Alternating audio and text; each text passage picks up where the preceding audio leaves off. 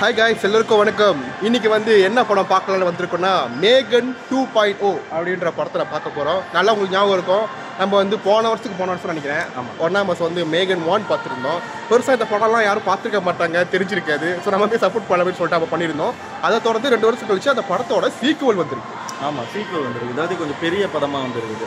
பெரிய படமாக வந்திருக்கு. அதாவது ஜேர்னரே மாறுது.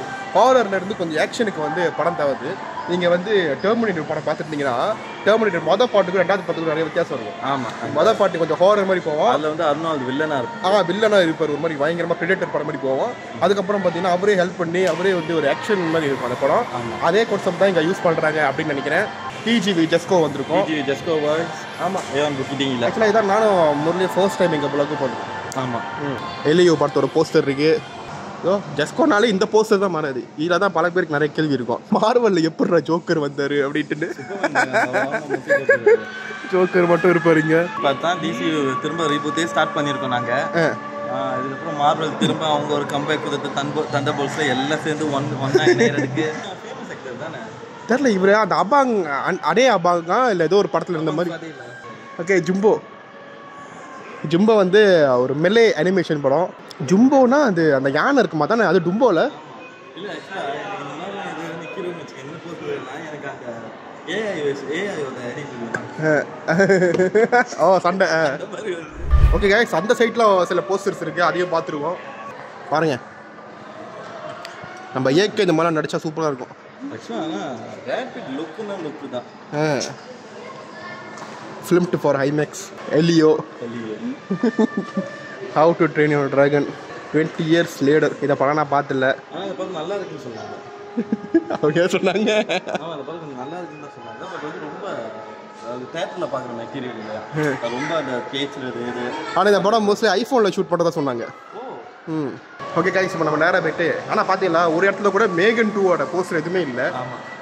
தெரியல கைஸ். நம்ம நேராக போய்ட்டு டிக்கெட் எடுப்போம். ஓகேவா? உன் கண்ணில் தான் பட்டுச்சு? என் கண்ணில் பட்டல, கீழே தான் இருக்குன்னு நினைக்கிறேன். அதான் பேமெண்ட் சக்ஸஸ்ஃபுல். கைஸ், நீங்கள் வந்து டிஜிவியில் காலையில் வந்தீங்கன்னா உண்மையாகவே உங்களுக்கு வந்து நிறையா லாபம்.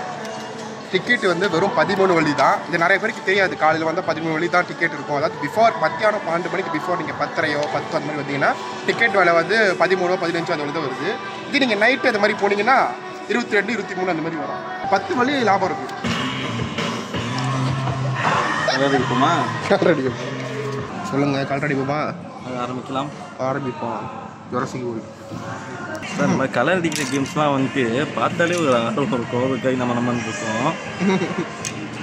ஏன்னா அப்பயும் நான் வந்து ஒழுங்காக அடிக்க மாட்டேன், நான் கொஞ்சம் குழப்பி தான் அடிப்பேன். என்ன கலர்லேயே ஜாதி பார்க்குறீங்களா? மோஸ்ட்லி வந்து இந்த மாதிரி டைனோசர்லாம் என்ன கலரில் இருக்கும்? என்ன கலர்? பச்சை கலரு. பச்சையில் தான் இருக்கும். பிரேமுக்கு ஒருத்தவங்க போட்டி போடுறாங்க. எவ்வளோ நல்லா இருக்குது. காலையில் எவ்வளோ அழகாக கிளம்பி வந்து பொறுமையாக கலர் அடிச்சுக்கிட்டு பேப்பர்ஸ்லாம் அவங்களே கொடுத்துருக்காங்க. நம்ம ஒரு கலர் அடிக்கிறது மட்டும்தான். உள்ள நீங்களாம் கலர் அடிக்கிற போட்டியில் கலந்துருக்கீங்களா? கலந்துருக்கேங்க, நிறைய போட்டி கலந்துருக்கேன். மறக்க முடியாத போட்டி ஒன்று இருக்குது. ஐயப்ப போட்டியில் ஐயப்பருக்கு வந்து கலர் அடிக்கணும்.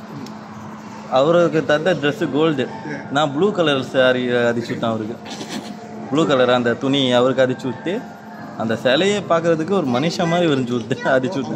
அந்த மாதிரி தான் கலர் அடிச்சாகணும்ல? ஆமாம், அந்த மாதிரி ஒரு கோல்டிஷா தெரில, அவங்க அப்படி சொல்கிறாங்க. அவருக்கு வேறு துணி எதுவும் போத மாட்டாங்களா என்னன்னு தெரில. அவ்வளோதான். அதுக்கு இந்த பிள்ளை வச்சுருப்போம், மிச்ச பேப்பரில் வச்சுருக்கீங்களா? ஏன் புது பேப்பர் வீணாக்குறீங்க? அது திரும்ப அந்த அடிச்ச பிள்ளை திரும்ப வந்துருச்சுன்னா என்ன பண்ணுவீங்க? ஏன் ஒன்று பாருங்க. வாவ், குழந்தைனா குழந்தை தாங்க, எவ்வளோ க்யூட்டாக விளைஞ்சிருக்கு. அவங்க அடிச்சு முடிக்கிறதுக்குள்ள அவங்க அப்பா கூப்பிட்டு போயிட்டாரு. என்ன எப்போண்ணா?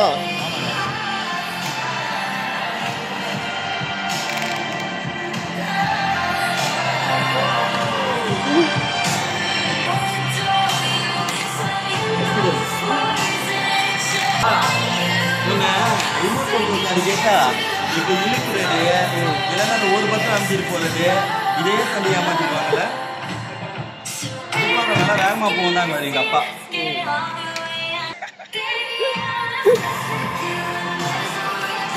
Okay, start. Final count.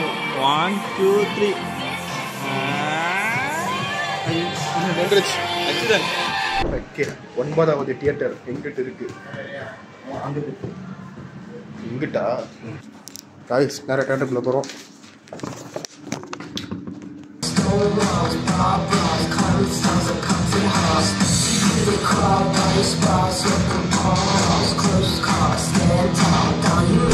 Guys மேகன் படம் பார்த்து முடிச்சுட்டு வெளியே வரோம். ஸோ பார்ட் 1க்கும் பார்ட் 2க்கும் பார்த்தீங்கன்னா பெரிய வித்தியாசம். ஆமாம், இந்த படம் வந்து நல்லாவே ரொம்பவே ஃபன்னாக இருந்துச்சு. பார்ட் 1 வந்து பயந்துக்கிட்டே பார்ப்போம் என்னது அப்ப என்ன பண்ண போறாலோ மேகன் அப்படின்னு இருந்துச்சு. இது வந்து ரொம்பவே ஃபன்னா, அதாவது சீரியஸா இருக்கிற சீன் கூட ரொம்பவே ஃபன்னா அந்த மாதிரி தான் இருந்துச்சு. அதாவது மேகன் மெச்சூர் தானே அப்படி இருக்கும். ஆமா, இதுல வந்து மேகனையும் கொஞ்சம் மென்ஷன் பண்ணியிருக்கேன். அப்போ வந்து நான் ஒரு சைல்டோட இது, இப்போ வந்து நான் மெச்சூர்டான ஒரு அட்வான்ஸான டெக்னாலஜி மென்ஷன் பண்ணியிருக்கு. ஆமாம். ஸோ கதை வந்து படம் பார்த்தீங்கன்னாக்க வந்து போன படம் வந்து ஒரு ஹாரர் ஜோனில் ஒரு மாதிரி பயங்கரமாக இருந்துச்சு, த்ரில்லராக இருந்துச்சு. இந்த வாட்டி எப்படி பண்ணியிருக்க போகிறாங்க, சூப்பர் ஹீரோ மாதிரிலாம் காப்பாங்க யோசித்தோம். ஆனால் ஃபுல்ஃபில் தான். போன பாட்டுக்கும் இந்த பாட்டுக்கும் வந்து ஒரு கரெக்டான கனெக்ஷன் இருந்துச்சு. போன பாட்டு ஜேர்னர் மட்டும் வேற. ஆமாம், ரெஃபரன்ஸ் சீன்லாம் இருக்குது, நிறைய சீன்ஸ். போன பாட்டு வந்து கொஞ்சம் ட்ராமா அந்த மாதிரி லோ பட்ஜெட் மாதிரி இருக்கும். இது வந்து பார்த்தீங்கன்னா பயங்கரமாக செலவு பண்ணி எடுத்திருக்காங்க. ஆமாம், ஒவ்வொரு சீக்வன்ஸும் பார்த்தீங்கன்னா ஒரு ஆக்ஷன் சீன்ஸு எல்லாமே வந்து ரொம்ப மெனக்கெட்டு அது மாதிரி பண்ணியிருக்காங்க. இன்னொன்று ஓவர் அந்த மூவிஸில் உள்ள எல்லா விஷயத்தையும் ஃபுல் ஃப்ளஷ்ஷாக யூஸ் பண்ணாங்க. எல்லா டெக்னாலஜி வைஸ்லேயும் சரி எல்லாமே வந்து பக்காவாக யூஸ் பண்ணாங்க. நம்ம ஸ்டார்டிங்கில் பார்த்து ஒரு சின்ன இன்வென்ஷன் புதும் எண்டிங்கில் வந்து அது சூப்பராக வர்றது, டெவலப் ஆகுறது. அண்ட் காஸ்ட்டும் வந்து போன பாட்டில் உள்ளவங்களும் இங்கே இருக்காங்க, ப்ளஸ் புது காஸ்ட்டும் இருக்காங்க. எல்லாரும் வேற லெவல் பண்ணிட்டாங்க. மேகன் வந்து அதில் கொஞ்சம் சைல்டு மாதிரி இருந்தாங்க, இல்லை வந்து டீனேஜர் ஆகிட்டாங்க. ஆயிட்டாங்க. அடுத்த படத்தில் இன்னும் வேறு மாதிரி இருப்பாங்க போல். ஆனால் கண்டிப்பாக காய்ச்சி அடுத்த பாட்டு வரும் அப்படின்னு நினைக்கிறேன். மேகனுக்கு அழிவே இருக்காது. அவங்க வீட்டில் எங்கேயாவது ஒரு அனிமேஷனாகவோ இல்லை எங்கேயாவது வந்துடும். ஸோ அடுத்த பாட்டுன்னு அடுத்தடுத்து போய்கிட்டு தான் இருக்கும் அப்படின்னு நினைக்கிறேன். இந்த பாட்டோட ரிசல்ட் வெளியே எப்படி போயிருக்குன்னு தெரில. பட் எங்களுக்கு பார்க்கும்போது ரொம்பவே டிஃப்ரெண்ட்டாகவும் நல்லாவும் இருந்துச்சு. ஆமாம், இன்னொன்று வந்து ரொம்ப நாள் கழிச்சு இந்த 2 ரோபோட்ஸ் ஃபைட் சீன்ஸை வந்து ஓவர் கிராஃபிக்ஸ் இல்லாமல் இந்த வாட்டி ரொம்ப சூப்பர் ரியாலிட்டியாக காமிச்சிருந்தாங்க. அது ரொம்ப நல்லா இருந்துச்சு. 2 ரோபோட்டோட ஃபைட் வந்து டெர்மினேட்டருக்கு அப்புறம் ரொம்ப நாள் கழிச்சு ஒரு ஃபுல்ஃபில்லாக இருந்துச்சு. ரோபோட்டர் சண்டை நல்லா இருக்கு. அதுவும் 2 லேடி ரோபோட்ஸ், அது ரொம்ப சூப்பராக. படத்துக்கு வந்து PG-13 தான் கொடுத்துருக்காங்க. சின்ன பிள்ளைங்களோட பார்க்கலாம். படத்தில் வயலன்ஸ் இருந்தாலும் அது பெருசாக வயலன்ஸ் பார்ட் 1 மாதிரி பெருசாலாம் கட்டல. சின்ன பிள்ளைங்களோட பார்த்தீங்கன்னா ரொம்ப ஜாலியாக அவங்க பார்ப்பாங்க. ரொம்ப மோசமான வல்கரான சீன்ஸ் அப்படின்னு எதுவுமே இல்லை. சின்ன பசங்களோட பார்க்கலாம். இன்னொன்று வந்து இந்த மாதிரி படங்கள் பார்க்கும்போது அவங்க கொஞ்சம் ஃபன்னாக என்டர்டெயினாகவும் போவோம். அண்ட் பெரிய ஆளுங்கள் பார்க்குறதுக்கான கண்டென்ட்ஸும் இருக்குது. ஓகே, ஸோ அவ்வளோதான் கைஸ், இந்த வீடியோ நம்ம முடிச்சுக்கலாம். தொடர்ந்து உங்களை அடுத்த வீடியோ பார்க்கலாம். பாய் கைஸ், பாய்.